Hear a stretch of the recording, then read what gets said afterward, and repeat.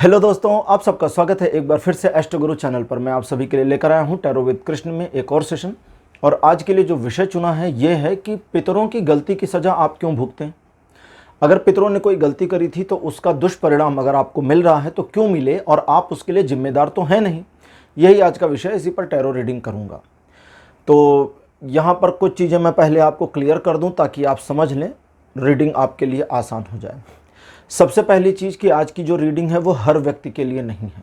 मतलब ज़रूरी नहीं है कि आपने पाइल चुन लिया तो ये आपके साथ रेजोनेट कर ही जाए।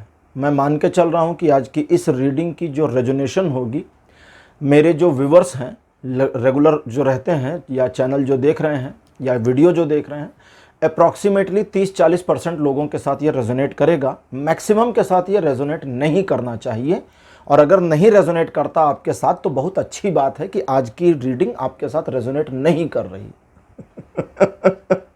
मैं शायद यूट्यूब पर पहला यूट्यूबर हूं जो इस चीज़ के लिए अप्रिशिएट कर रहा हूं कि मेरी रीडिंग आपके साथ रेजोनेट ना करे। क्योंकि अगर रीडिंग रेजोनेट नहीं कर रही, ठीक है, तो उनकी गलती की सज़ा आप भुगत नहीं रहे हैं, और ये रीडिंग फिर आपके लिए नहीं है। तो इस रीडिंग में जो कुछ रिचुअल्स बताऊंगा या जो कुछ रेमेडीज़ बताऊंगा, और मैं एक्चुअली रेमेडीज़ अपनी ओर से नहीं बताऊंगा। वैसे पर्सनल रीडिंग में तो कई बार अपनी साइड से मुझे रेमेडीज़ देनी भी होती हैं, लेकिन यहाँ चूंकि ये जनरल रीडिंग है, टाइमलेस रीडिंग है और बड़े मास के लिए यानी बहुत बड़े समुदाय के लिए रीडिंग चल रही है, तो जो भी टैरो से आएगा वही मैं आपको बताऊँगा। ठीक, तो अगर ये रीडिंग आपके साथ रेजोनेट नहीं करती है, आपने कोई एक पाइल चुनी और रेजोनेट नहीं करती है, तो आपको दोबारा दूसरी पाइल चुन करके नहीं देखना है। ठीक, और आज की रीडिंग में 2 पाइल्स नहीं चूज़ करनी है, सिंगल पाइल को चूज़ करिए। आपके साथ रेजोनेट नहीं करती, खुश रहिए, परेशान मत होइए। पितरों की अगर गलती है और उस गलती का दुष्परिणाम पीढ़ी दर पीढ़ी आपको भी भोगना पड़ रहा है, तो आपके बाद की पीढ़ी को भी भोगना पड़ेगा। और आज की रीडिंग अगर आपके साथ रेजोनेट कर जाती है तो इसमें बताए हुए कुछ उपायों को अगर आप कर लेते हैं तो एक तरीके से आपके आगे, आपके ही जीवन में वो बैरियर हो जाएगा, वो समाप्त हो जाएंगी चीज़ें, और आगे की पीढ़ियों को वो दुष्परिणाम नहीं भुगतने पड़ेंगे। तो ये रीडिंग बहुत यूनिक है, बहुत साइकिक या डिफ़िकल्ट भी जा सकती है। तो अगर कहीं पर कोई चीज़ आपके साथ रेजोनेट कर गई लेकिन क्लियर नहीं हो रही है, समझ नहीं पाए, रेजोनेट तो कर गई लेकिन आप समझ नहीं पाए, तो दोबारा देख लीजिएगा। और रेजोनेट नहीं करती तो फिर खुश रहिए, आबाद रहिए, एकदम संतुष्ट रहिए कि बहुत अच्छा हुआ ये रीडिंग रेजोनेट नहीं करी। आज की रीडिंग के लिए 3 पाइल्स बनाई हैं। तीनों पाइल्स के जो सिंबॉलिक्स हैं वो आपकी स्क्रीन पर अब एक साथ दिखाए जा रहे हैं। आज की तीनों पाइल्स में से पहली पाइल है चिड़िया। पितृपक्षों में जब श्राद्ध के कर्म होते हैं तो चिड़ियों को भोजन देने की परंपरा रही है, इसलिए चिड़िया। दूसरी पाइल है देवता। अच्छा, यहाँ किसी स्पेसिफिक देवता का नाम नहीं है, सिर्फ देवता है। तो देवताओं के लिए भी हविष्य यानी कि हवि यानी कि जो भोज्य पदार्थ निकाले जाते हैं उनकी भी एक मान्यता रही है, एक परंपरा रही है। और तीसरी पाइल है गाय। गाय का बहुत बड़ा महत्व है सनातन धर्म में, हिंदू धर्म में, इसलिए तीसरी पाइल के रूप में गाय को लिया है। और पितरों के एक तरह से जब पितरों के लिए कर्मकांड किए जाते हैं तो उसमें गाय की महत्ता आती भी है, तो इसलिए ये तीनों पाइल्स ली गई हैं। तीनों में से जो आपको ठीक लगे, अपने साथ एक कनेक्टिविटी फील करा दे, उसे अपनी पाइल मान लीजिए और उसी के अकॉर्डिंग आज की रीडिंग को देखिए। ये आपके साथ रेजोनेट कर जाएगी, और ना करे रेजोनेट तो बहुत अच्छा है।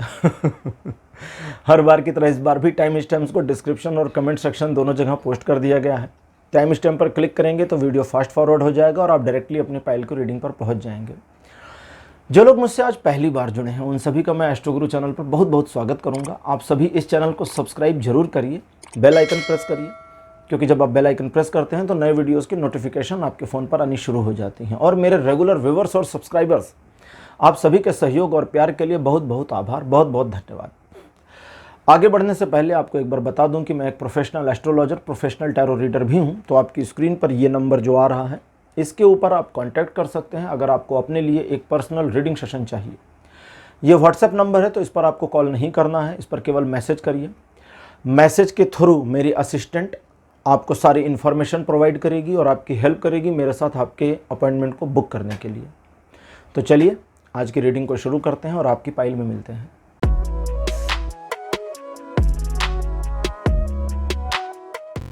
हेलो पाइल नंबर 1, आप सबका स्वागत है आपकी रीडिंग में। आपने चिड़िया को चुना था पाइल के रूप में। मेरे बगल में चिड़िया की फ़ोटो लगा दी गई है। ये रैंडम चिड़िया है, कोई स्पेसिफिक। अगर ये किसी प्रजाति की चिड़िया है तो यहाँ की रीडिंग में उसका कोई लेना देना नहीं, बस रैंडम चिड़िया की फ़ोटो है, ठीक है। और मुझे नहीं पता एडिटिंग के दौरान कौन सी चिड़िया की फ़ोटो एडिटर मेरे लगा देंगे। आपके लिए रीडिंग शुरू करते हैं। आज ट्रेडिशनल टैरो डेक और गॉड एंड गॉडेस यानी कि सनातन धर्म से जुड़ा हुआ टैरो डेक और ट्रेडिशनल टैरो डेक दोनों से मैं रीड करूंगा। कार्ड नंबर 1 आपके लिए मेरे पास अपीयर हुआ है, prince of cups. Second position पर आपके लिए मेरे पास कार्ड है queen of wand. Card number 3 आपके लिए है द चैरियट। फोर्थ पोजीशन पर आपके लिए टावर और लास्ट कार्ड आपके लिए है एस ऑफ पेंटिकल्स। तो सबसे पहले इस चीज़ के लिए शुरू करते हैं कि ये रीडिंग आपके साथ रेजोनेट करेगी या नहीं। पहली लाइन से ही आपको क्लियर हो जाना चाहिए।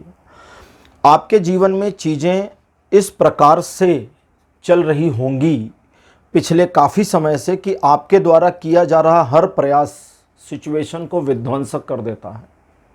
पैसों का ना बचना, परिवार में कलह का मचे रहना, आपकी समाज में रिस्पेक्ट का ख़त्म होते चले जाना, लोगों का आपके ऊपर भरोसा उठता जाना, आपका ईश्वर पर विश्वास का लगातार बार बार हर बार हटता जाना, और भले आप अपने आप को स्पिरिचुअलिटी में जोड़ चुके हों, भले आप ईश्वर की पूजा कर रहे हों, भले आप ईश्वर की शरण में अपने आप को महसूस करते हों, लेकिन आपका मन इस चीज़ में लगातार आपको पिन करता है कि ईश्वर आपको भूल गए हैं।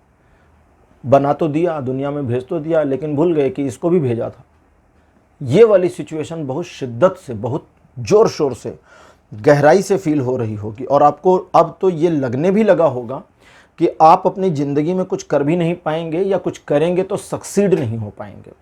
ये चीज़ें एक ऐसी सिचुएशन को दिखाती हैं जहां आपके बनाए बनाए काम लगभग हर बार नष्ट हो जाते हैं, डिस्ट्रॉय हो जाते हैं। आपकी सारी योजनाओं पर पानी फिर जाता है।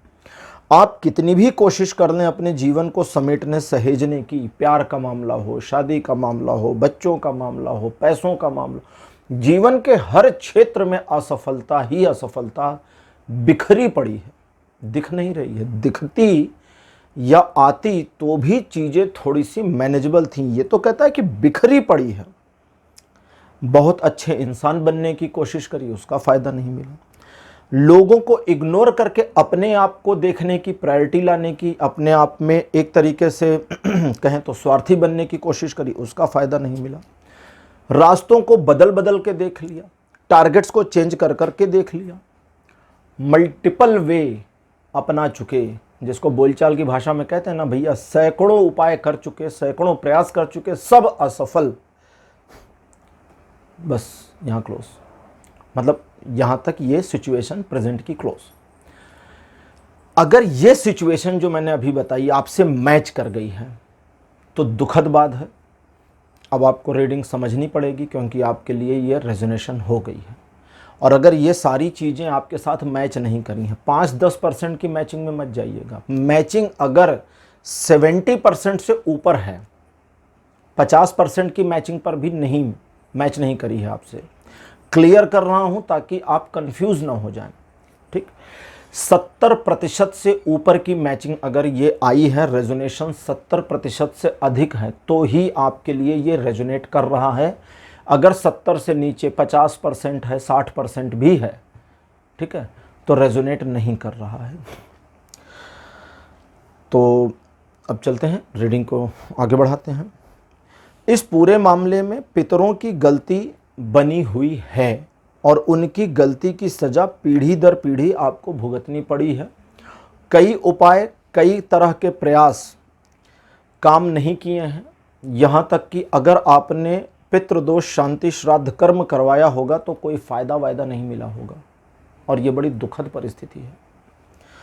अब लेते हैं गॉड्स एंड गॉडेस कार्ड और देखते हैं कि देवता गण हमें क्या जानकारी देते हैं, ईश्वर की ओर से क्या जानकारी आती है, और ये किस तरह से चीज़ों को मैनेज करते हैं।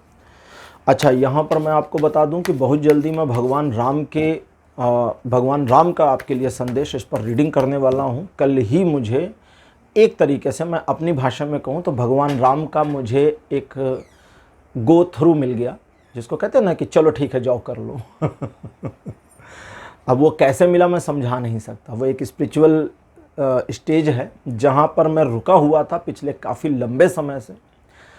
तो अब इसी दशहरा से पहले पहले वो रीडिंग आ जानी है।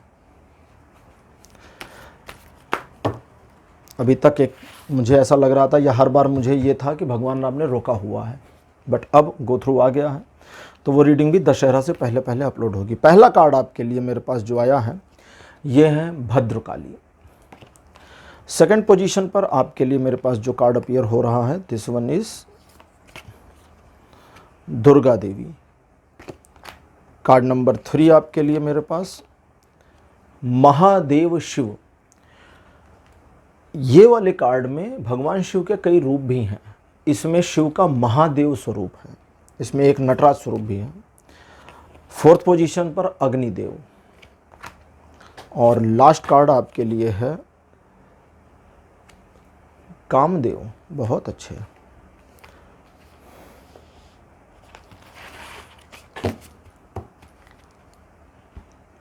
अब चीज़ों को समझें। पितरों ने जो गलती करी उस गलती को, ठीक है, जो गलती कर गए वो कर गए, और उन गलतियों का दुष्परिणाम एक तरीके से आपको झेलना अभी भी पड़ रहा है। और इस दुष्परिणाम ने चीज़ों को बहुत बुरी तरह से आउट ऑफ कंट्रोल कर दिया है। इस पूरे मामले में भद्रकाली, दुर्गा, महादेव, अग्नि, कामदेव का तो खैर अभी कोई इन्फॉर्मेशन नहीं आई है। यहाँ जो इन्फॉर्मेशन आपके लिए आ रही है उसमें सबसे पहला तो स्त्री अपमान जैसी सिचुएशन दिख रही है। अच्छा, अपमान में किस तरह का अपमान है मैं इस चीज़ पर नहीं जा रहा हूँ, क्योंकि हर व्यक्ति के लिए उनके पितरों के कर्म अलग अलग हो सकते हैं। ठीक, स्त्री का किस लेवल पर क्या अपमान किया गया, अगर वो पर्सनल रीडिंग हो तो वो आ जाएगा। लेकिन यहाँ चूंकि मास रीडिंग चल रही है, जनरल रीडिंग चल रही है, तो यहाँ पर आपको सिर्फ इंडिकेशन मिलेगा। तो इस चीज़ को मैं व्याख्यान में नहीं ले रहा हूँ, न इस चीज़ की इन्फॉर्मेशन आती है। तो स्त्री अपमान जैसी एक दुर्घटना इसलिए कह रहा हूँ, या मैं क्या कह रहा हूँ, चलिए मैं कुछ नहीं कर रहा, ये मेरे पास इसलिए आ रही है दुर्घटना शब्द, कि वो चीज़ एक ऐसा दुखद पहलू था जो घटित हुआ, और घटित होने के बाद ड्यू टू द ईगो आपके उस पितर ने, उस पूर्वज ने उस चीज़ को ठीक नहीं किया, और वहाँ से चीज़ें खराब होनी शुरू हो गई। वर्तमान में आपके परिवार में, ठीक है, अगर आप ध्यान देंगे तो आपको अपने घर में स्त्री के सम्मान की दशा में थोड़ा सा लचीलापन, या जिसको कहें कि थोड़ा सा डाउननेस, जहाँ पर मैं ये नहीं कह रहा आपके घर में इस समय स्त्री का अपमान हो रहा है, लेकिन सम्मान का जो लेवल होना चाहिए वो लेवल नहीं दिखाई दे रहा। तो यहाँ आपको सबसे पहला काम ये करना है कि अपने घर की महिलाओं के साथ एक सम्मानजनक रवैया, एक सम्मानजनक व्यवहार करना शुरू कर दें। आप महिला हैं, दूसरी महिला के साथ भी आपको सम्मानजनक व्यवहार करना है। ये आप पर भी लागू होता है नियम। पुरुष हैं तो उन पर तो लागू है ही है। ठीक, महिलाओं के साथ अपने घर की सम्मानजनक व्यवहार को करें, ये पहला कार्य है। और इसी चीज़ में कुछ मामलों में महिलाएं अगर किसी बात को कह रही हैं और बारंबार कह रही हैं कि मेरी बात मान जाइए, मेरी बात को मान कर देख लीजिए, जैसे बहुत कुछ किया, असफलताएं लगातार चल रही हैं, और घर की कोई महिला, बुजुर्ग हो या यंग एज में हो, बुजुर्ग मतलब चाहे वो आपकी माता जी हो या आपके घर में आई नई नवेली बहू हो, अगर कोई कह रही है, या कोई बेटी हो एकदम यंग एज में 18 साल 15 साल जो भी हो, व्हाटएवर, वो अगर कोई एक आइडिया दे रही है, वो अगर कोई एक पथ बताती है, तो उस पथ को, उस आइडिया को देवी का आशीर्वाद और आइडिया मानकर आत्मसात करने का एक बार प्रयास करना है। चूंकि अच्छा, यहाँ मैं एक चीज़ क्लियर कर दूं कि मैं इसमें, इस रीडिंग में मैं खोज रहा था इस चीज़ को कि मेरे पास आ जाए, बट नहीं आ रही कि आपको श्राद्ध कर्म करने की ज़रूरत है। पितृ दोष के लिए, जो पितृ दोष के लिए नॉर्मल श्राद्ध कर्म किया जाता है वो हो चुका है आपके परिवार में, कई पीढ़ियों में हो चुका है, कई पितरों के जाने के बाद हो चुका है, ठीक है। लेकिन समस्या एज इट इज बनी हुई है। अब उस समस्या के निवारण के लिए घर की महिलाओं का सम्मान आपको करना है। अब इसमें यह मत ऐड कर लीजिएगा कि बाहर की महिलाओं का मैं अपमान करूं, नहीं। अब माइंडसेट बना लीजिए इसको, महिलाओं के प्रति सम्मान की भावना ले आइए। जैसे अब मैं एक बुरी चीज़ कहूँगा, थोड़ा सा खराब लग सकता है। अगर कहीं गलती से आपकी एक आदत है कि अपने घर की महिलाओं की, अब ये सभी के लिए है, महिला पुरुष सभी के लिए बोल रहा हूँ, अपने घर की महिलाओं की कुछ कमियाँ, कुछ बुराइयाँ आप दूसरों के साथ बड़े चाव से शेयर करते हैं, भले जस्टिफिकेशन के लिए शेयर करते हैं, भले इस वजह से गलती से शेयर हो जाती हो कि उसने अपने घर की किसी के बारे में कुछ बोला है तो मैं भी 4 बातें बता दूं, ये सब बंद करना है। यहां पर आपको यह भी समझना होगा कि अपने घर की महिलाओं के सम्मान की सुरक्षा भी आपको करनी है, ठीक है। अब सम्मान की सुरक्षा का मतलब ये नहीं होता कि उनको चद्दर ओढ़ा दीजिए और ढक दीजिए। मैंने चद्दर ओढ़ाने को क्यों कहा ये आप समझ गए होंगे, एक्सप्लेन नहीं करूंगा। लेकिन इसका यह भी मतलब नहीं है कि उनको ज़रूरत से ज़्यादा छूट दे दें। परिवार के जो नियम हैं, कानून हैं, परिवार की जो परंपरा है, उससे उनको अवगत कराएं और उनके प्रति सम्मान की भावना रखते हुए उन्हें एक दायरे के भीतर अपनी मर्जी थोड़ी सी करने की परमिशन दें। जैसे फॉर एग्जाम्पल, अगर आपके परिवार की कोई महिला पढ़ी लिखी है, जॉब करना चाहती है, बिजनेस करना चाहती है और आपके परिवार में कभी किसी ने नहीं किया, तो सोचें कि अगर ये करती है तो क्या इससे सचमुच हमारी इमेज खराब हो जाएगी? नहीं। अगर नहीं तो आगे जाने दीजिए, सपोर्ट करना है थोड़ा सा। अगली चीज, परिवार में एक आदत आपको बनानी होगी कि 3 महीने में हंस इसलिए रहा हूं कि सबसे पहले मुझे ऐसा लगा कि 1 महीने में करना है, लेकिन अग्निदेव कहते हैं नहीं, 3 महीने में एक बार हवन करने की एक परंपरा परिवार में डाल दीजिए, ठीक है। हवन किस दिन करना है ये आपके अपने निर्णय हो सकते हैं। हवन आप कैसे करेंगे, क्या करेंगे, एक छोटा सा हवन संस्कार, छोटा सा हवन, कुछ भी नहीं आता आपको, एकदम अनभिज्ञ हैं और कुछ भी नहीं जानते हैं, तो 3 महीने के अंदर एक रूटीन बनाइए, एक डेट डिसाइड करिए, छोटा सा एक तसला वगैरह कुछ ले करके, एक समिधा मतलब लकड़ियां रख कर, हवन सामग्री 10-20 रुपए की छोटी सी पैकेट ले आइए, परिवार के सदस्य आपस में बैठ जाइए, उसे जला लीजिए, घर में कहीं किसी खुली जगह पर, बंद कमरे में नहीं, लेकिन घर में बालकनी, आंगन, घर की छत, ठीक है, घर का बगीचा, ये सब हो सकते हैं। और अगर बिल्कुल भी जगह नहीं है, एकदम पैक्ड हैं, तो अपने रूम में उस कंडीशन में फिर कर सकते हैं, ठीक है। अगर कुछ भी नहीं आता तो यहाँ पर शिव और अग्निदेव, इन दोनों की जो इंटरप्रिटेशन आती है उसके अकॉर्डिंग 21 गायत्री मंत्रों से हवन कर लीजिए। तो सिंपल सी चीज़ है, ठीक है, बहुत नॉर्मल सी चीज़ है। ये चीज़ करने से आपके घर का जो एक एटमॉस्फेयर है वो बदलाव में आ जाएगा। जब चीज़ें बदलाव में आएंगी और बेहतर होंगी तो अब कामदेव ने, इतनी देर के बाद वो चुप थे, अब बोलते हैं, अब कामदेव कहते हैं, तब अहंकार बढ़ेगा, एक ईर्ष्या की भावना बढ़ेगी और तब तुम्हें ऐसा लगेगा कि तुम इस दुनिया में बहुत कुछ ऐसा कर सकते हो जो अभी तक नहीं किया। एक अहंकार, एक गजब की फीलिंग आनी शुरू होगी। इस चीज को रोक देना है, नष्ट कर देना है, ठीक है। मैंने एक बार और रीडिंग में बताया था कि जब भी अहंकार आए कुछ और बड़ा सोचिए। पैसों का अहंकार आए तो सोचिए दुनिया में कितना पैसा है लोगों के पास, मेरे पास तो चिंदी भर भी नहीं है, ठीक।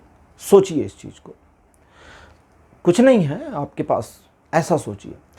अगर आपका सम्मान बढ़ता है तो अपने आप को उनके आगे रख करके डाउननेस, अहंकार में ले आइए कि भगवान कृष्ण का 5000 वर्षों से लगातार सम्मान चल रहा है, तो उनके आगे तो मेरा सम्मान कुछ भी नहीं है। सूरज को दिया दिखाना, नथिंग। जैसे एक बार एक पॉलिटिशियन थे किसी कंट्री के, उनसे एक महिला ने उनकी सभा में पूछा कि जब ये पूरा हॉल खचाखच भर जाता है तो आप बड़े घमंड में आ जाते होंगे कि अरे वाह, मुझे सुनने तो पूरा हॉल भर कर लोग आए हैं।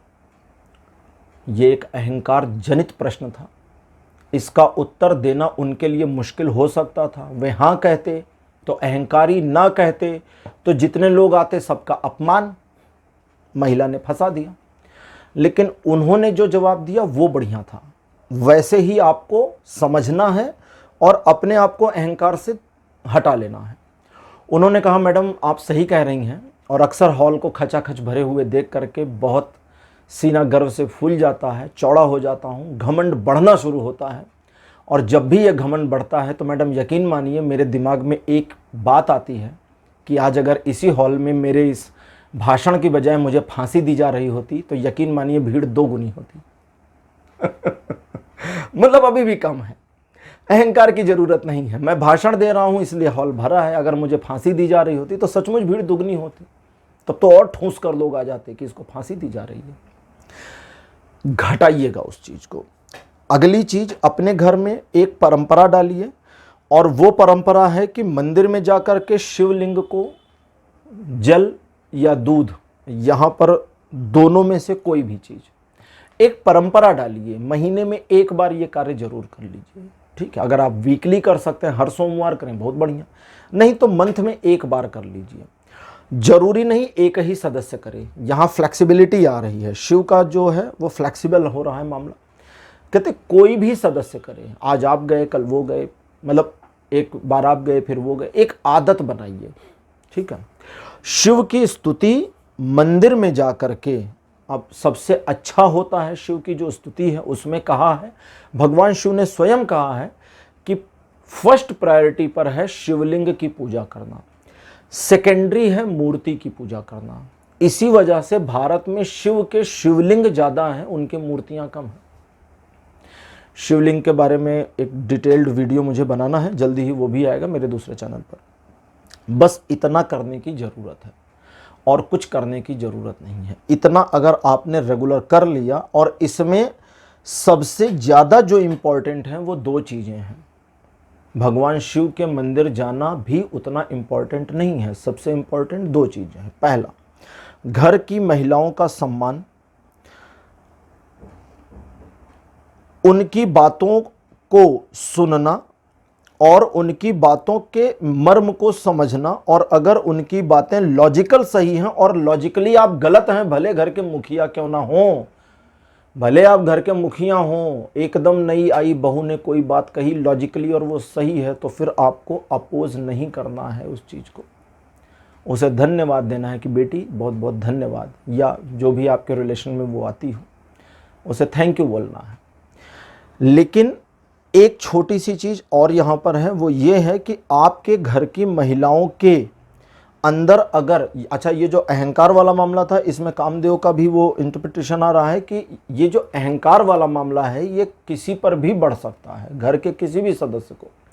तो लगभग सभी सदस्यों को अपने अहंकार को थोड़ा सा डाउन करने की जरूरत पड़ेगी। तो इस बात पर इत्मीनान से घर में ओपन चर्चा करने का माहौल डालिए। मैं आपको तरीका बता रहा हूँ, ओपन चर्चा। जैसे अगर आप घर में बड़े हैं और आपको लगता है कि आप अहंकार में आ सकते हैं, तो घर के लोगों को बोलिए कि अगर कभी ऐसा लगे कि मेरा घमंड बढ़ रहा है तो मुझे बता दो। अगर कभी मुझे लगेगा कि तुम्हारा घमंड बढ़ रहा है तो मैं तुम्हें बता दूँ। एक थोड़ी सी एक दूसरे की हेल्प करें।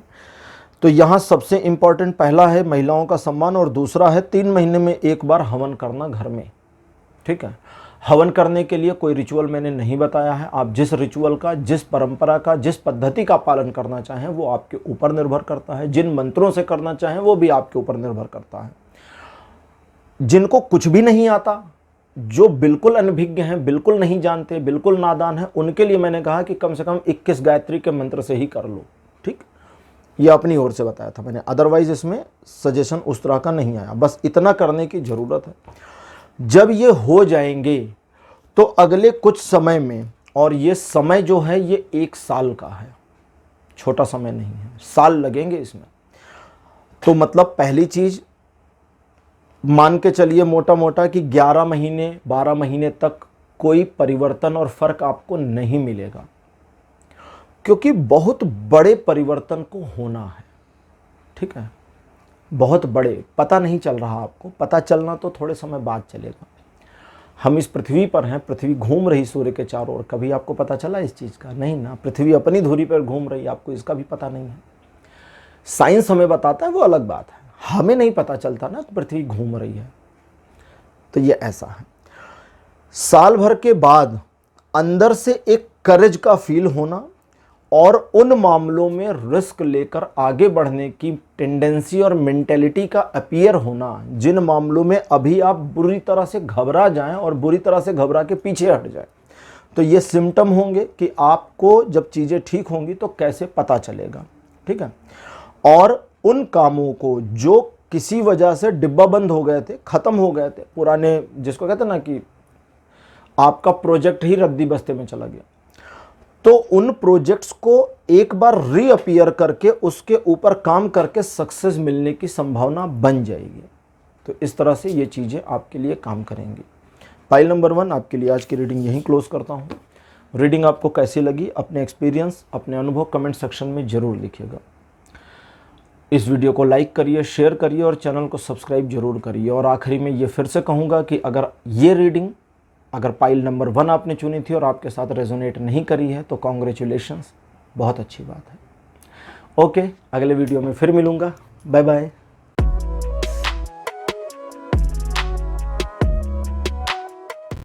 हेलो पाइल नंबर 2, आप सबका स्वागत है। आपकी रीडिंग में आपने देवता नामक कार्ड को चुना था सेकंड पाइल के रूप में। तो चलिए अब आपके लिए रीडिंग शुरू करते हैं और देखते हैं कि आज आपके लिए मेरे पास क्या आता है। अच्छा, ये भी आपको बता दूं कि अगर ये पाइल नंबर 2 आपने चुना था और पाइल नंबर 2 आपके साथ 70% से अधिक रेजोनेट करता है, तभी मानिए कि ये रेजोनेट किया है और ये रीडिंग आपके लिए है। 70% से कम, 60%, 50%, 40, 20, 10, तो ये आपके साथ रेजोनेट नहीं किया, ये रीडिंग आपके लिए नहीं है। और अच्छी बात है अगर ये आपके साथ रेजोनेट ना करें। पहला कार्ड आपके लिए है 4 ऑफ पेंटिकल्स। सेकंड पोजीशन पर है queen of cups. Card number 3 आपके लिए अपीयर हुआ है princess of cups. Card number 4 आपके लिए अपीयर हुआ है, यह है प्रिंसेस ऑफ वॉन्ड। और लास्ट कार्ड आपके लिए मेरे पास अपीयर हुआ है 5 ऑफ वॉन्ड्स। आपकी स्थिति ठीक है। तो पाइल नंबर 2, अब मैं शुरुआत में जो चीज़ें बताऊंगा इनको आपको मैच करना है कि ये चीज़ें आपके साथ रेजोनेट कर रही हैं या नहीं कर रही हैं। और अगर नहीं कर रही हैं तो बहुत अच्छी बात है, और अगर कर रही हैं तो फिर रीडिंग आगे सुनिए, समझिए। और जो चीज़ें इसमें आएंगी आज, अभी मैं गॉड्स एंड गॉडेस कार्ड निकालूंगा तो जो एक सजेशन आएगा उसको फॉलो करना होगा। समाज में सम्मान की प्राप्ति का ना होना, ये आपके परिवार की सबसे बड़ी समस्या होगी। कुछ भी कर लें, कितना भी कर लें, सम्मान नहीं मिलता। किसी के लिए कुछ भी कर लें, जिसको कहते हैं ना बोलचाल की भाषा में कि गला काट के रख दिया लेकिन वैल्यू नहीं है, वो वाली सिचुएशन का सामना पिछले काफ़ी समय से लगातार कर रहे हैं। और कई बार कई मामलों में ऐसी सिचुएशन बन जाती है जहां परिवार को अपमान का घूंट पीना पड़ जाता है। इस पूरे मामले में आपके द्वारा किए गए हर प्रयास विफल हैं। मृदुलता, सरलता, सॉफ्टनेस, हर तरह की सॉफ्टनेस बेकार है। लोगों की मल्टीपल बार मदद करी, लोग भूल जाते हैं। लोगों के बहुत काम आए और लोगों ने यूज़ करके दूध की मक्खी की तरह निकाल के फेंक दिया। धन के मामले में ऐसा लगता है कि लक्ष्मी आपके घर का रास्ता ही भूल गई हैं। कितनी भी पूजा कर लें, हवन कर लें, पाठ कर लें, दीपावली पर कुछ भी कर लें, फर्क नहीं पड़ रहा। पिछले काफ़ी लंबे समय से घर में एक ऐसा वातावरण बनता चला जा रहा है जहां एक दूसरे पर भरोसा खत्म हो रहा है। और इस वजह से पिछले काफ़ी लंबे समय से आपके परिवार में टूट मची हुई है। ये जो टूट मची हुई है, ये उस तरह की टूट नहीं है जहां पर परिवार के सदस्य अलग हो गए तो भैया अब हमें आपसे कोई लेना देना नहीं है, आप अपने रास्ते हम अपने, ये वाला नहीं है। ये वो वाली टूट है जहां झगड़ा लगातार बना हुआ है, अभी भी बहस चलती है, अभी भी कुछ मामलों में कुछ लोगों के यहाँ मारपीट हो रही है। बुरा लगा मुझे बोलते हुए, लेकिन अब ऐसा है तो है। और इस मामले में एक दूसरे को कितना नीचा दिखा दें, इसकी होड़ मची हुई है। बड़ी बुरी चीजें आई हैं। ये सारी चीजें अगर आपके साथ रेजोनेट कर रही हैं, ठीक। अच्छा, एक और चीज, प्रेम के मामले में असफलता लगातार बनी हुई है। यानी आपके परिवार में रिलेशंस का टूट जाना, रिलेशंस का सही तरीके से ना चलना। रिलेशन मतलब प्यार वाले मतलब पति पत्नी का रिलेशन या लव अफेयर वाले रिलेशन, यहां दोनों आ रहे हैं, ठीक। क्योंकि सनातन प्रेम और प्रेम विवाह या शादी से पहले के प्रेम को बिल्कुल गलत नहीं मानता, उसके लिए कोई दिक्कत नहीं है, तो यहां पर उस तरह से है। तो प्रेम के मामले में हर बार असफलता या लगातार असफलता आपके परिवार की नियति सी बनी है। भले एक छत के नीचे रहते हैं, लेकिन अजनबी वाले हिसाब किताब बनते चले जाते हैं। एक दूसरे को केयर करने के बावजूद ऐसा लगता है कि एक दूसरे के लिए नहीं बने हैं और गलती से कनेक्ट हो गए। इस तरह की सिचुएशन ये शुरू से लेकर अभी तक जो बताई है, इसमें से अगर 70% प्लस चीज़ें मैच करती हैं तो ये पाइल नंबर 2 आपकी है, रीडिंग आपके लिए है। और अगर इसमें से 10-20% चीज़ें, क्योंकि छोटी मोटी चीज़ें तो किसी से भी मैच कर जाएंगी ना, इसीलिए क्लियर कर रहा हूँ तो 70% से कम का रेजोनेशन बिल्कुल वैलिड नहीं है। दैट मीन्स कि ये रीडिंग पाइल नंबर 2 की आपके लिए नहीं है, ठीक है। रेजोनेट नहीं किया तो बढ़िया बात है, खुश रहिए, एंजॉय करिए लाइफ को। और अगर 70% और उससे अधिक रेजोनेट कर गया, 90%, 100% कर गया, तो बुरी बात है, आपको रीडिंग देखनी और समझनी है। अब बात करते हैं कि पितरों की गलती क्या थी जिसकी सजा लगातार भुगत रहे हैं, और वो गलती थी चोरी। मतलब एक पीड़ा का अनुभव मुझे हो रहा है ये कहते हुए कि आपके किसी पूर्वज ने चोरी का एक ऐसा दुष्कर्म किया था जहां पर उनको पता था कि इस चीज को चुराना गलत है और ये चीज चुराने से किसी का बड़ा नुकसान हो सकता है। ऐसी चोरी नहीं थी रॉबिन हुड वाली कि अमीर आदमी से चुरा कर लाए कोई फर्क नहीं पड़ता, नहीं, गलत।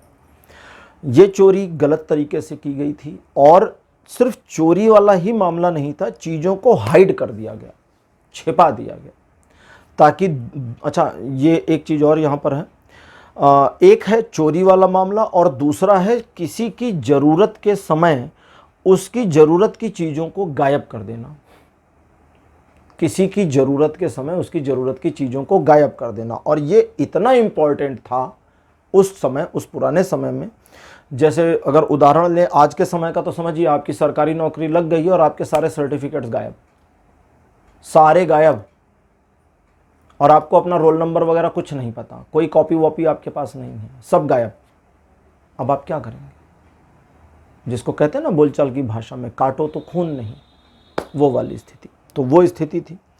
और वो एक गलती करने के बाद बहुत सारे पुण्य कर्म आपके परिवार में, आपके खानदान में किए गए, लेकिन दोष एक बना और वो बना और बना और चलता रहा। यहां सबसे पहला काम आपको क्या करना है, पहले मैं एक बार गॉड्स एंड गॉडेस यानी कि देवताओं की मर्जी देख लूं, क्योंकि जो इंट्यूशन आया है उसको मैं रिकन्फर्म करूं तभी आपको बताऊं, है ना।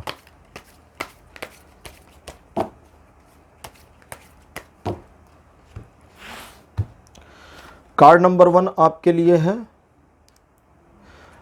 चैतन्य महाप्रभु। सेकंड पोजीशन पर आपके लिए हैं श्री राधा। कार्ड नंबर 3 आपके लिए हैं सीता देवी यानी सीता माता। कार्ड नंबर 4 आपके लिए हैं परशुराम। और लास्ट कार्ड आपके लिए अपेयर हुआ है, ये हैं सुभद्रा। सुभद्रा भगवान कृष्ण की बहन का नाम है, ठीक है।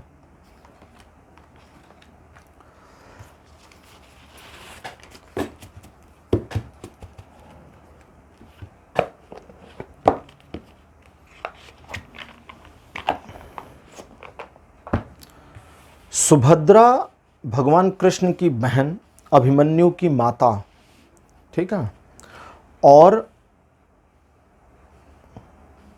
अर्जुन की पत्नी के रूप में जानी जाती है।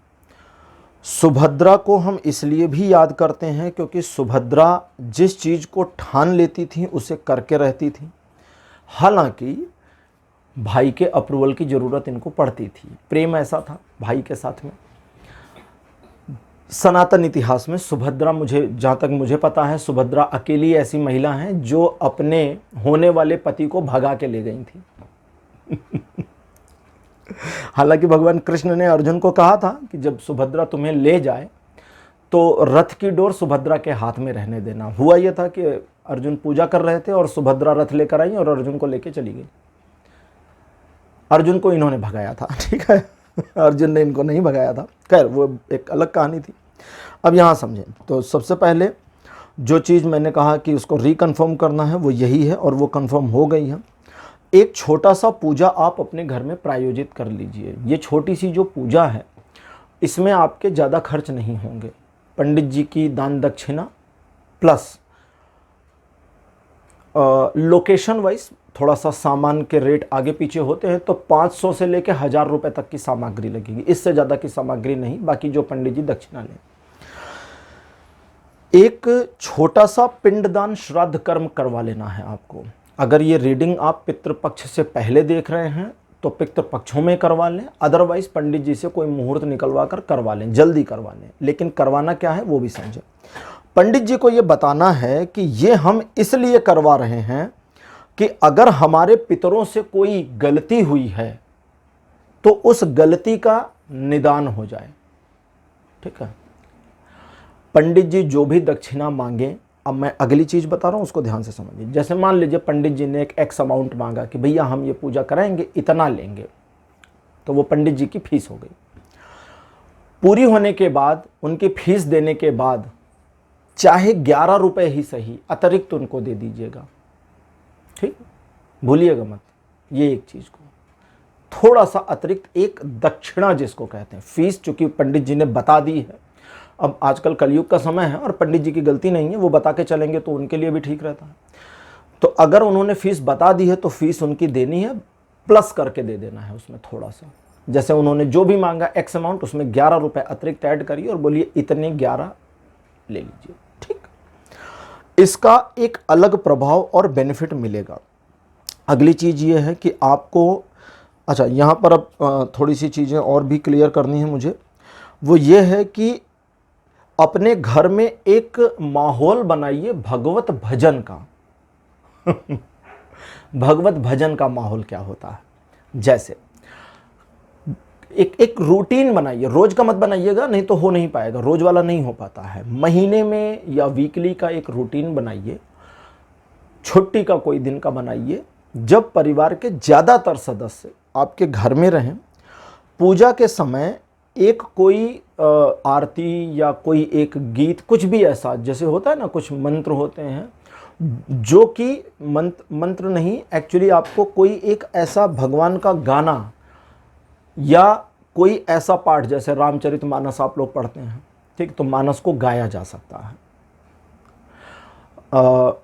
जो स्तोत्र होते हैं, सूक्त नहीं स्तोत्र होते हैं, उन स्तोत्रों को गाया जा सकता है। तो ऐसा कोई एक सेट कर लीजिए जो परिवार के लोगों को धीरे धीरे याद हो जाए और उसका गायन करिए, धीमे स्वर में ही कर लीजिए।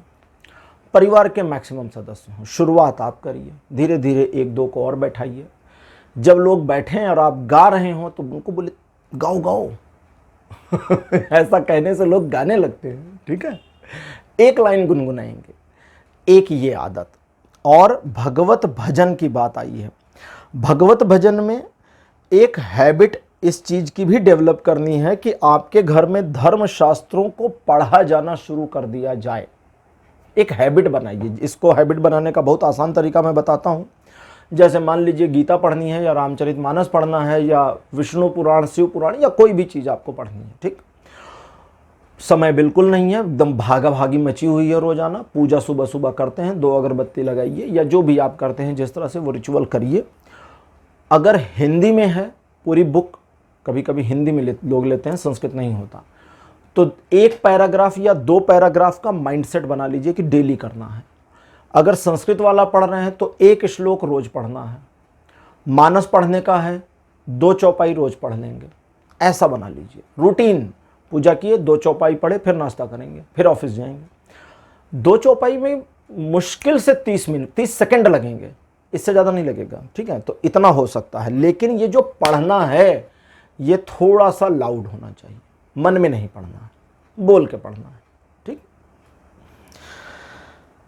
अगली चीज आपके लिए है बस, हाँ, ये एक चीज, भगवान परशुराम, सुभद्रा और श्री राधा।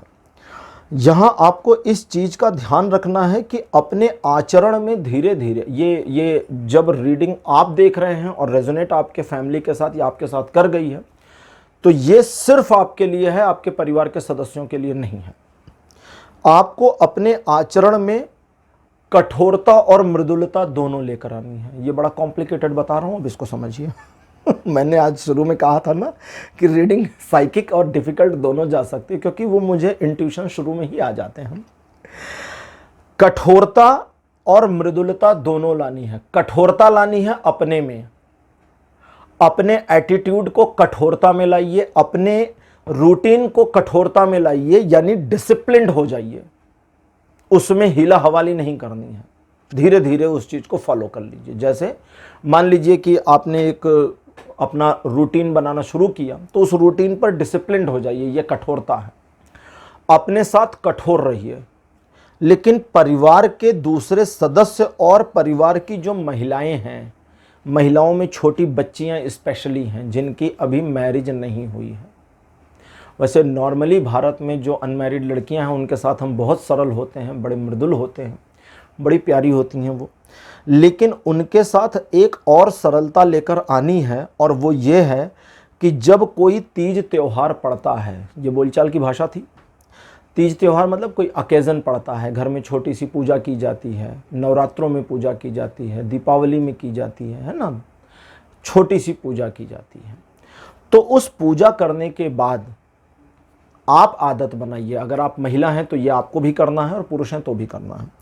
आप आदत बनाइए कि अपने घर की उन कन्याओं के चरण छू लें। जो अनमैरिड लड़कियां होती हैं उनको कन्या कहा जाता है, ठीक है। तो उन कन्याओं के चरण छू लें, इस चीज़ का ध्यान रखने की ज़रूरत है। लेकिन यहाँ अगर वो आपकी बहू है तो उसके चरण नहीं छूने हैं, ये मना ही कर रहा हूँ। मुझे लगा था शायद इस मामले में कुछ ऐसा आ सकता है, लेकिन स्पेशली ये आया कि अगर घर में बहू है तो उसका सम्मान करें, वो अलग बात है, उसको एक परिवार के सदस्य के तौर पर स्वीकार करें, इसका भी आपको बेनिफिट मिलेगा, लेकिन उनके बहू के चरण नहीं छूने आपको, ठीक है। बेटी के छूने हैं, और अगर बेटी की शादी हो गई होगी तो ये रिचुअल में फिर बेटी के चरण नहीं छूने हैं। जो अनमैरिड हैं सिर्फ उनके, कन्या के, बस इतने का ध्यान रखना है, लेकिन अपने अंदर वो कठोरता लानी है। अब आपके परिवार के सम्मान की बात कर लें क्लोज करते करते। कैसे आपको समझ में आएगा?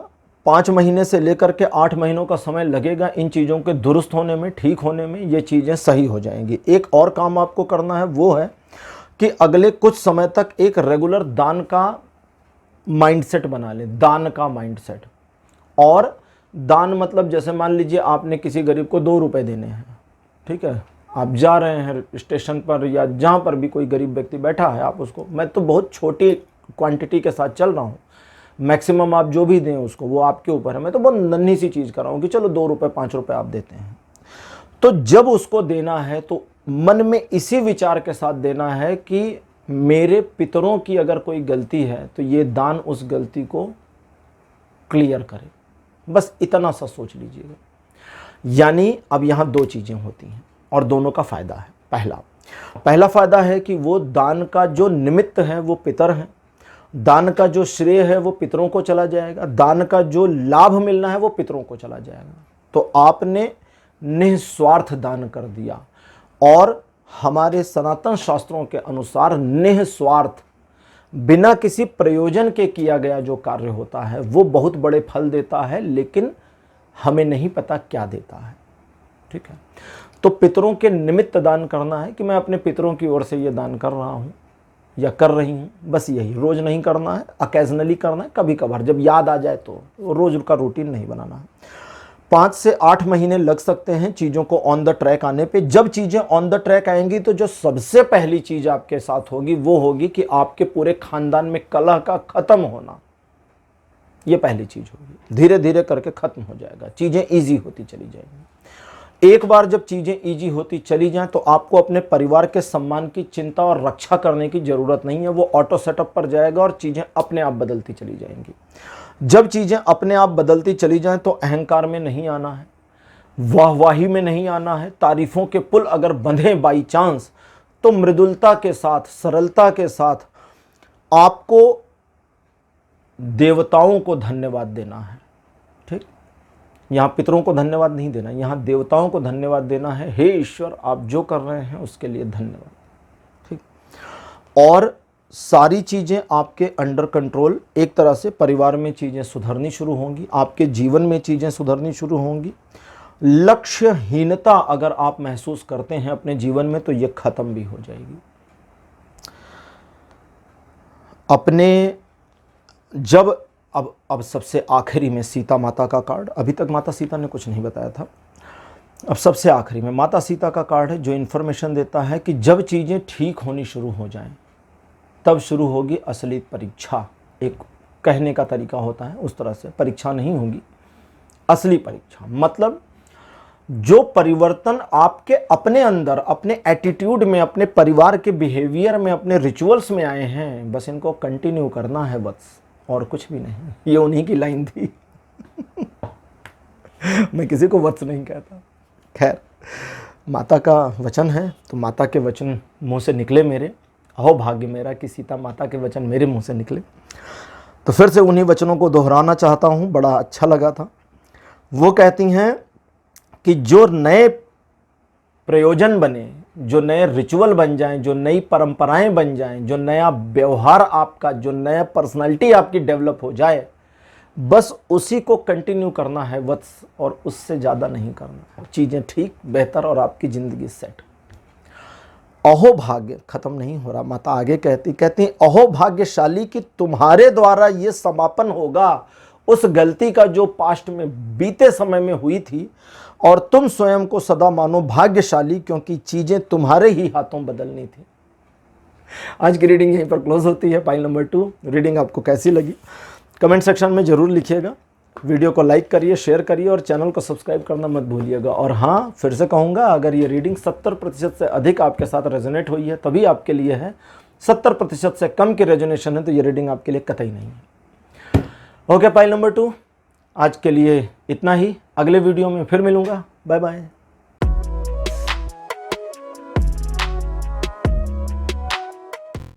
हेलो पाइल नंबर 3, आप सबका स्वागत है आपकी रीडिंग में। आपने गाय को चुना था पाइल के रूप में। गौ माता को हमारे बगल में लगा दिया गया है। सनातन में गाय को माता माना जाता है और गाय को भोजन देने की और गाय के दूध की और गाय के सभी चीज़ों की बड़ी महत्ता मानी गई है। ठीक है, गोदान भी बहुत महत्वपूर्ण माना गया है अपने आप में। चलिए रीडिंग शुरू करते हैं। रीडिंग शुरू करने से पहले आप लोगों को मैं बता दूं कि अगर आज की इस रीडिंग में आपके साथ रेजोनेशन 70% प्लस होती है, 70% से ज़्यादा रेजोनेट होता है, तभी ये रीडिंग आपके लिए है, अन्यथा ये रीडिंग आपके लिए नहीं है। ठीक है, तो 70% से कम 50-60% पे भी ये रेजोनेशन वैलिड नहीं माना जाएगा। शुरू करते हैं। पहला कार्ड आपके लिए अपीयर हुआ है princess of pentacles. Second position पर आपके लिए है 8 ऑफ वॉन्ड्स। बहुत अच्छे हैं, जानकारी आनी शुरू लगातार। Queen of pentacles pile number 3, sorry card number 3, pile नहीं पाइल नंबर 3 तो आप ही हैं। और फोर्थ कार्ड आपके लिए है प्रिंस ऑफ कप्स। लास्ट में आपके लिए जो अपीयर हुआ है यह है 8 ऑफ कप्स। तो अब मैं इस रीडिंग की शुरुआत में कुछ चीज़ें बताऊंगा और आपको ये चेक करना है कि ये चीज़ें आपके साथ रेजोनेट कर रही हैं या नहीं। अगर रेजोनेट करती हैं 70% से अधिक तो रीडिंग आपके लिए है, रेजोनेट नहीं करती तो ये रीडिंग आपके लिए नहीं है। और अगर रेजोनेट नहीं करती तो खुश रहिए कि ये रीडिंग आपके लिए नहीं है, यानी कि पितरों का दोष या पितरों की गलती नहीं है और उनकी गलती की सज़ा आप नहीं भुगत रहे, फिर कोई और मामला हो सकता है भले ही। ठीक है, सबसे पहले पिछले कई पीढ़ियों से लगातार धन को लेकर के समस्याग्रस्त स्थितियों का लगातार सामना कर रहे हैं, जहां चीज़ें एक साइकिल में चल रही हैं, यानी धन का बढ़ना और धन का नष्ट हो जाना, फिर बढ़ना और फिर नष्ट हो जाना, फिर बढ़ना और फिर नष्ट हो जाना। तो ये कई पीढ़ियों से चल रहा होगा और पीढ़ी दर पीढ़ी चलने के कारण ये आपके परिवार में एक फ्रस्ट्रेशन की कंडीशन को ले आता है। दूसरी प्रॉब्लम, परिवार के सदस्य हैं तो बड़े अक्लमंद, दिमाग तो बहुत अच्छा है, लेकिन जितनी समझ और जितनी अक्लमंदी है, जितना ज्ञान है, उस ज्ञान के तदनुरूप अर्निंग नहीं है। 100 रुपए का ज्ञान है और 10 रुपए की कमाई है, और वो जो 10 रुपए की कमाई है उसका भी भरोसा सही नहीं है, उस पर भी रिलाय नहीं कर सकते। उसमें से भी क्या बचेगा क्या नहीं बचेगा कुछ पता ही नहीं है। कितना भी लोगों के लिए करें कम पड़ जाता है। लोग भूलते नहीं हैं लेकिन कम पड़ जाता है, और ये कमी आपको खटकती है अपने रिलेशन में भी, प्यार के मामले में भी, जहां आप अपने साथी, अपने जीवन साथी के साथ में, अपने बच्चों के साथ में, अपने परिवार के सदस्यों के साथ में, अपने खानदान के लोगों के साथ में कितना भी कुछ कर दें, लोग वैल्यू नहीं कर रहे। इस पूरे मामले में आपके परिवार ने कई पीढ़ियों से लगातार चीज़ों को पैशनेटली ठीक करने का प्रयास किया है और काफ़ी हद तक चीज़ों को मैनेज किया, और कई बार मैनेज किया और हर बार डैमेज हो गया। मन का भटकाव, लक्ष्यों का भटकाव, तथ्यों का भटकाव, चीज़ों में मन का ना लगना, अपने आप को इस तरह से दीनहीन समझना कि शायद आपके हर प्रयास विफल हों, इस बात के लिए ईश्वर ने कमर कस ली है और कमर कस के बैठे हैं कि तू जो भी करेगा सब खराब कर देंगे। यहां पर आपके साथ में, आपके परिवार के साथ में कुछ ऐसे घटनाक्रम होते रहते हैं जो आपके फेवर में नहीं हैं, या आपके फेवर में आते आते आपके विरुद्ध चले गए हैं, और जिनको आप समझा नहीं सकते, जिनको आप एक्सप्लेन नहीं कर सकते कि चीज़ें खराब कैसे हो गई। हर योजना फुल प्रूफ होने के बावजूद, हर तरीके से सही होने के बावजूद जब विफल हो जा रही थी, पास्ट की बात है थोड़ी सी, जब विफल हो जा रही थी, मतलब मल्टीपल टाइम ये विफलता हुई है, और जब ये विफल हुई है तो आज भी आपको उसका रीज़न नहीं पता कि ये विफलता क्यों आई जीवन में। आपके परिवार में भगवत भक्ति, भगवान की भक्ति की परंपरा का पिछले कई पीढ़ियों से बहुत लेस पोजीशन में होना, कमतर पोजीशन में होना, लोगों का, आपके परिवार के लोगों का भगवान पर से भरोसा उठना, और कई ऐसे भी लोग परिवार में हो सकते हैं जो एथेइस्ट हो गए हों, नास्तिकता को प्राप्त हो गए हों। उनकी नास्तिकता को आस्तिकता में बदलने के लगभग हर प्रयास विफल हुए, और उनको समझाने की प्रक्रिया में आपने यही सोचा होगा कि इसको तो समझ में आना ही नहीं है। परिवार के अपने जो पुराने रिचुअल्स हैं उनको फॉलो करने की एक टेंडेंसी बनाने के प्रयास करने के बावजूद लोगों का, आपके परिवार के लोगों का उस परंपरा का प्रतिपालन ना करना और उस परंपरा के अगेंस्ट चले जाना लगातार। और सबसे इम्पॉर्टेंट, परिवार में लगातार आर्थिक समस्याओं के बावजूद और आर्थिक समस्याओं के साथ चीज़ों का एक लेवल तक गिर करके फिर से उठ जाना। यानी कि ऐसा नहीं है कि चीज़ें खराब होती तो खराब होती चली जाती हैं, खराब होकर फिर से रिवाइव हो जाती हैं। तो ये वाली समस्या लगातार बनी हुई है। अब अगर इतनी चीज़ें आपके साथ, इतनी चीज़ों में से 70% प्लस आपके साथ रेजोनेट किया है तो ये रीडिंग आपके लिए है, वरना पाइल नंबर 3 आपके लिए ये रीडिंग नहीं है। ठीक है, आप बाकी रीडिंग को एंजॉय कर सकते हैं, वो अलग बात है। अब बात करते हैं पितरों से गलती क्या हुई। सबसे पहला काम तो दूसरों का धन हड़पने वाली समस्या थी, और ये बहुत बड़ी गलती थी जो आपके किसी पितर ने कर दी थी और ये हो गई। दूसरी चीज़, मामला सिर्फ धन हड़पने का नहीं था, ये इंटेंशनली था, प्लान करके किया गया था, योजनाबद्ध तरीके से काम किया गया। इस योजनाबद्ध तरीके से किए जाने वाले काम के बाद आपके पितर जो भी रहे थे, जिस भी पीढ़ी में थे, चूँकि ये जनरल रीडिंग है तो इसमें मैं पीढ़ियों के नंबर नहीं बता सकता, पर्सनल रीडिंग में तो नंबरिंग आ जाती है कि कौन सी पीढ़ी थी, कितने साल पहले, ऐसे आ जाता है। ठीक है, सारी चीज़ें आती हैं पर्सनल में, तो यहाँ पर वो चीज़ नहीं आएगी बिकॉज ये जनरल है, बहुत सारे लोगों के साथ रेजोनेट कर सकती है। तो यहाँ सिर्फ मामला धन को हड़पने का नहीं था, चोरी और ऊपर से सीना चोरी, ये वाला मामला भी बना हुआ था। तो ये वाली एक गलती थी जिसने सारी समस्या को क्रिएट किया, एक ऐसा ऑरा बनाया जो चीज़ों को ख़राब कर गया। इस पूरे मामले में आपके पितरों के द्वारा जो भी किया गया उसमें खैर आपके परिवार में जैसे होते हैं ना पितरों के, जैसे कुछ लोग होते हैं जिनकी मृत्यु होती है परिवार में, जब मृत्यु होती है तो श्राद्ध कर्म वगैरह किए जाते हैं, तो वो एक अलग चीज़ होती है। और स्पेसिफिकली पितृदोष शांति के लिए जो श्राद्ध कर्म होता है वो अलग होता है। वो अलग इसलिए होता है कि देखिए सनातन शास्त्रों में पुरोहित को बड़ा सम्मान दिया जाता है। पंडित जी जब आते हैं तो उनके पैर छूकर प्रणाम किया जाता है, ठीक है। मामला दो है, पैर क्यों छुआ जाता है? एक तो उस व्यक्ति के ज्ञान का पैर छुआ जाता है क्योंकि बड़े ज्ञानी होते हैं, वे मानते हैं हम उनके अंदर ज्ञान होना, वो साइड कर दीजिए सब, हम मानते हैं कि वो एक पुरोहित हैं, पंडित हैं, कर्मकांडी हैं, तो ज्ञान है, कुछ तो ज्ञान है तभी ये सब करवा रहे हैं, तो उनके पैर छूते हैं, एक ये। और दूसरा, वो हमारे जो पुरोहित हुए पूजा के दौरान जो पूजा कराए वो पुरोहित, ठीक, खानदानी पुरोहित की बात नहीं कर रहा, जो भी पूजा कराए वो पुरोहित। जो पुरोहित होते हैं उनके प्रति यदि श्रद्धा का भाव यजमान न दिखाए, आप अपनी ओर से श्रद्धा का भाव न दिखाएं तो पूजा सफल नहीं होती, इसलिए उनके चरण छुए जाते हैं, ठीक है। तो आपने देखा होगा कभी कभी यंग एज पंडित जी भी घर में आते हैं और आपके पिताजी होते हैं घर में बूढ़े होते हैं, तो वो उठ के उनके पैर छू रहे होते हैं। वो यंग एज लड़के आजकल मना भी करते हैं, अरे चाचा जी आप ना छुए, कहते नहीं नहीं, आप ब्राह्मण हैं, आप पुरोहित हैं, आपके चरण छूना जरूरी है। मंदिरों में जाइए तो बूढ़ी महिलाएं होती हैं, यंग एज में 30 साल के 25 साल के पंडित जी होते हैं, वे झुककर उनके चरण छू रही होती हैं। ये परंपरा है, ठीक है। तो पहली चीज, पितृदोष शांति श्राद्ध कर्म आपको करवाना है अगले 8 महीने के भीतर। बड़ा लंबा टाइम पीरियड आपके लिए आया है, पता नहीं इतना लंबा टाइम क्यों आया है, खैर जो भी आया मैं आपको बताऊं वही चीज़, क्योंकि मैं वही बताऊं जो आ रहा है। तो 8 महीने के भीतर पितृदोष शांति श्राद्ध कर्म आपको करवाना है। जिस पुरोहित को बुलाइएगा उनको बताइएगा कि हम पितृदोष शांति श्राद्ध कर्म करवा रहे हैं, पहला काम। दूसरा, अब थोड़ा सा गॉड्स एंड गॉडेस कार्ड्स को ले लें और यहाँ देखें कि देवता आपके बारे में क्या बताते हैं। वामन, भगवान विष्णु का वामन अवतार, पहला कार्ड आपके लिए अपीयर। सेकंड पोजीशन पर आपके लिए हैं भूमि, भूमि देवी। कार्ड नंबर 3 आपके लिए जो हैं ये हैं बलराम। फोर्थ पोजीशन पर आपके लिए हैं कल्कि। कल्कि भगवान विष्णु के 10वें अवतार होंगे, अभी उनका जन्म नहीं हुआ है, जिन्हें कलयुग में होना है।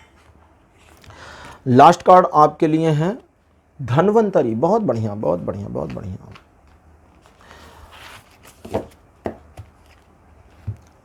अगर आप पुश्तैनी घर में रहते हैं, पुश्तैनी घर समझते हैं, कई पीढ़ियों से लगातार एक ही घर में रहना, उसको कहते हैं पुश्तैनी, ठीक। जो पुश्तों से यानी कि पूर्वजों के साथ, पूर्वजों के द्वारा बनाया गया घर। यहाँ पर वीडियो क्लिप में थोड़ी सी प्रॉब्लम हो गई थी जिसकी वजह से मुझे ये वॉइस में करना पड़ा है, क्योंकि इस चीज़ को बताना ज़रूरी था। तो मैं आपको बता रहा था कि पुश्तैनी घर जो आपके पूर्वजों के द्वारा बनाया गया हो, जैसे आपके दादाजी या उनसे पहले की पीढ़ी के द्वारा, अगर आपके पिताजी के द्वारा बनाया गया है, आपके पिताजी के द्वारा बनाया हुआ घर पुश्तैनी नहीं हुआ, वो पीढ़ियों का नहीं हुआ। आपके पिताजी के पिताजी ने बनवाया था या उनके पिताजी ने बनवाया था या उनसे पहले की पीढ़ी ने बनवाया था, और अभी भी उस घर में आप लोग रह रहे हैं, तो उस घर में किसी पुरोहित को बुलाकर शुभ दिन पुरोहित से निकलवा लें, मुहूर्त वगैरह, और भूमि शुद्धि पूजन करा लीजिए। भूमि शुद्धि पूजन आप कभी भी करा सकते हैं, उसके लिए कोई रोक टोक नहीं है। साधारण सी ये पूजा होती है, परिवार के जो सदस्य घर में रहते हैं उनका होना ज़रूरी है। बाकी और जान पहचान के रिश्ते नातेदार आएँ या ना आएँ, उससे कोई बहुत बड़ा फ़र्क नहीं पड़ने वाला। ये भूमि शुद्धि पूजन कराने से बहुत बड़ा लाभ आपको मिल जाएगा। अब अगली चीज़ आपको बताता हूँ। अगर आपके परिवार ने 3 घर बदले हैं, यहाँ मैं किराए के घर की बात नहीं कर रहा, और आपकी जानकारी में है, आप छोटे बच्चे थे जब आपका जन्म हुआ तब से लेकर के अभी तक 3 घर आपके परिवार बदल चुके, अगर ये बहुत कम लोगों के साथ कनेक्ट होगा, ये वाली चीज़ बहुत कम लोगों के साथ होगा। अगर 3 घर बदल चुके हैं और आपकी नॉलेज में है कि 3 घर को बदला गया है, ठीक है, तो अच्छा, आजकल के मामले में तो ये संभव नहीं है। तो फिर अगर 3 घरों को बदला गया है और आप तीसरे या चौथे या उसके आगे के नंबर्स हैं, 5वां 10वां जो भी हो वटेवर, उसमें रह रहे हैं, तो आपको एक छोटा सा काम करना है, बड़ा प्यारा सा। अपने घर में किसी एक जगह को आइडेंटिफाई करें। अब यहाँ पर मुझे थोड़ा सा डिफरेंट तरीके से बताना होगा। सबसे पहले उनके लिए जिनके घर में लॉन या बगीचे की जगह है, ठीक है, छूटी हुई ज़मीन है, जितनी ज़मीन पर घर बनना, पूरा ज़मीन एक प्लॉट, उस प्लॉट में थोड़ी सी ज़मीन को छोड़कर घर बनवाया गया है, अगर ऐसा है तो एक छोटी सी जगह उसी प्लॉट के अंदर निर्धारित करें और उस प्लॉट को तुलसी को दान कर दें। वहाँ पर तुलसी की स्थापना करें और ये मानकर चलें कि ये जो जगह, ये ज़मीन है, ये हमने तुलसी माता को दान कर दी, ये इनका है, हमारा नहीं है। पहला काम, ठीक। अभी आपको ये भी बता दूंगा कि कभी ये प्रॉपर्टी बेचनी हो तो कैसे करें क्योंकि वो दान हो गई, आपकी तो रही नहीं। अगर आपका घर पूरे प्लॉट पर बना है, जगह नहीं छूटी है, और घर में कहीं पर भी आपने तुलसी लगाया है, बालकनी में, आंगन में, छत पर, कहीं एक, तो एक जगह को निर्धारित कर दें, आइडेंटिफाई करके सेट कर दीजिए कि ये जगह उनकी रहेगी। और उतनी जगह को अगर ज़रूरत पड़े तो इतने बाई इतने fit, 2 by 2 fit, 3 by 3 fit, ऐसा माइंडसेट लेकर के तुलसी माता को दान कर दीजिए। किसी भी दिन जाइए, बोलिए माता ये आपको मैं दान कर रहा हूँ, पूरी ज़मीन इतने फिट की यहाँ पर, ये आज से आपका है, मेरा नहीं है, हमारे परिवार का नहीं है। भविष्य में कभी अगर आपको ये मकान, ये प्लॉट बेचना है तो बेचेंगे कैसे? पूरे प्लॉट की वैल्यूएशन कर लीजिए। आपने निकाला कि भैया हमें एक मोटा एग्जाम्पल लेके चलते हैं, लाख रुपए का एग्जाम्पल लेते हैं, वैसे आजकल 1 लाख का तो कोई प्लॉट होता नहीं है। आपने वैल्यू निकाली कि भैया हमारा घर 1 लाख का है या हमारी ये ज़मीन 1 लाख की है, ठीक है, पूरी ज़मीन मिला करके, तो उस 1 लाख को पेपर पे लिख लीजिए। फिर 3 बाई 3 या 2 बाई 2 फिट जो भी आपने माता तुलसी को दान किया था, उस घर के साइज के हिसाब से उतने का कितना मूल्य बना, ये कैलकुलेट कर लीजिए, उतना घटा दीजिए।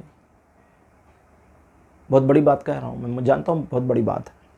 उतना घटा देना है, वो आपका नहीं है तो आप उसको बेच नहीं सकते, ठीक। और फिर सेल आउट करने की ज़रूरत है। एक बार सेल आउट अगर हो गई प्रॉपर्टी इस तरह से, तो चूंकि वो दान दी गई ज़मीन की वैल्यू, मूल्य आपने लिया नहीं था, ठीक है, हो गया तो हो गया, वो तुलसी माता अपना समझेंगी, वो आपका नहीं था। आपने उनकी जगह को बेचा भी नहीं है, आपने उनकी जगह के पैसे भी नहीं लिए हैं, तो आपने तो कुछ गलत नहीं किया। अब वो अलग बात है कि रजिस्ट्रार ऑफिस में इतने बाई इतने फिट, चूंकि आपके नाम अलॉट था तो आपने उतने बाई उतने फिट दूसरे को दिया, लेकिन उतनी ज़मीन के पैसे नहीं लिए आपने, तो वो आपका नहीं था। और अब मामला ख़त्म, आपको अगले प्लॉट में, अगले घर में ये रिचुअल फॉलो नहीं करना है, ठीक, क्लोज। अब सबसे इम्पॉर्टेंट, खैर इम्पॉर्टेंट तो सारे चल रहे हैं अगली चीज़ आपके लिए जो आ रहा है वो ये कि फिलहाल इतना करने से बहुत सारे परिवर्तन होंगे आपके जीवन में, आपके आने वाले समय में, जिसमें 8 महीने से 12 महीनों का समय लगेगा, लंबा समय लगेगा चीज़ों को परिवर्तित होकर के रीसेट होने में, क्योंकि परिवर्तन होगा, हवा बदलेगी, एनर्जी चेंज होगी, एनर्जी नई कॉन्सेंट्रेट होंगी, ईश्वर नए ट्रैक पर आपकी लाइफ को रीसेट करेंगे। अब यहाँ आपको आगे क्या करना है? 2 चीज़ों को और करना है। वो है कि अपने घर में पूजा पाठ का एक रूटीन बना लेना है। अगर पहले से बना हुआ है तो बहुत बढ़िया है, फिर कोई चेंजेस नहीं करने। अगर नहीं बना है रूटीन तो बना लेना है। पूजा पाठ का रूटीन मतलब आपके घर का जो देवालय है, या जो छोटा सा आपने कहीं घर में मंदिर या कोई अलमारी बना रखी है जहाँ भगवान आपने रखे हुए हैं, भगवान को स्थान दिया हुआ है, भगवान स्थान वहाँ ग्रहण किए हुए हैं, वहाँ पर रोज़ आना, डेली बेसिस पर पूजा होनी चाहिए। इस चीज़ का ध्यान रखिएगा, ठीक। और अगली चीज़, अपने परिवार में अपने परिवार में एक आदत बनाइए, एक हैबिट बनाना शुरू करिए कि भोजन में 15-15 दिन में पक्ष होते हैं ना, आपने कैलेंडर में देखा होगा, सनातन में पक्ष होते हैं, शुक्ल पक्ष, कृष्ण पक्ष, हर, जिसको पखवाड़ा कहते हैं, जिसको फोर्टनाइट कहते हैं, हर पक्ष में एक मीठा भोज्य पदार्थ अपने घर में बनवाइए जरूर खाने के समय, लेकिन दिन के समय, रात्रि काल में नहीं। नॉर्मली हमारे घर में, हम लोगों के घर में अक्सर रात के समय खीर, हलवा ऐसी चीज़ें बन जाती हैं और कभी कभी नाश्ते पर बन जाती हैं। तो भले नाश्ते पर बन जाएं या दोपहर के खाने पे बन जाएं, लेकिन रात में वो नहीं करना है। और अगर जैसे परिवार के सदस्य होते हैं ना आपके घर में कि भाई कोई जॉब पे जा रहे हैं, वो रात में ही आएंगे, तो ऐसा दिन चुन लीजिए, 15 दिन का टाइम दिया है, ऐसा दिन चुनिए जब घर में सब लोग हों, छुट्टी का दिन ले लीजिए। कोई रूटीन डे नहीं फिक्स करना कि फला तिथि को करना है हर पखवाड़े में। आप प्रथमा को कर सकते हैं और फिर अमावस्या को कर सकते हैं, कोई दिक्कत नहीं है, ठीक है। ऐसे मतलब प्रथमा से फिर पूर्णिमा शुक्ल पक्ष में, फिर प्रथमा से अमावस्या कृष्ण पक्ष में, ठीक है। तो उससे लेना देना नहीं। अब उधर आपने अमावस्या को किया और इधर अगले पक्ष में, अगले पखवाड़े में आपने द्वितीया तृतीया को कर लिया, तो भी कोई फर्क नहीं पड़ना, वो आपके ऊपर डिपेंड करना है। एक मीठा भोज्य पदार्थ आपके घर में बना हुआ होना चाहिए। क्या बनाएंगे मैं कुछ भी नहीं बता रहा हूं, अब आपकी मर्जी, आप खीर बनाएं या मिठाई बनाएं, वो आपके ऊपर डिपेंड करेगा। बस इतनी चीज़ें करें। ये जो भोज्य पदार्थ मीठा है, ये आपके परिवार के लोगों के एटीट्यूड में बहुत बड़े परिवर्तन को लाने वाला है। जहां आपके परिवार के बीच प्रेम के रस का आना शुरू हो जाएगा और आपके परिवार में बहुत कुछ बदलाव में आ जाएगा, बदल जाएगा। तो ये थी पाइल नंबर 3 आपके लिए रीडिंग। अब रीडिंग क्लोज हो चुकी है और आपको फिर से कहूँगा कि अगर ये रीडिंग आपके साथ 70% और उससे ज़्यादा मैच करी है, रेजोनेट करी है, तभी ये आपके लिए थी, अदरवाइज़ ये आपके लिए नहीं थी। तो पाइल नंबर 3 आज की रीडिंग आपको कैसी लगी, अपने एक्सपीरियंस, अपने अनुभव कमेंट सेक्शन में जरूर लिखिए। इस वीडियो को लाइक करिए, शेयर करिए और चैनल को सब्सक्राइब करना मत भूलिएगा। अगले वीडियो में फिर मिलूँगा। Bye bye.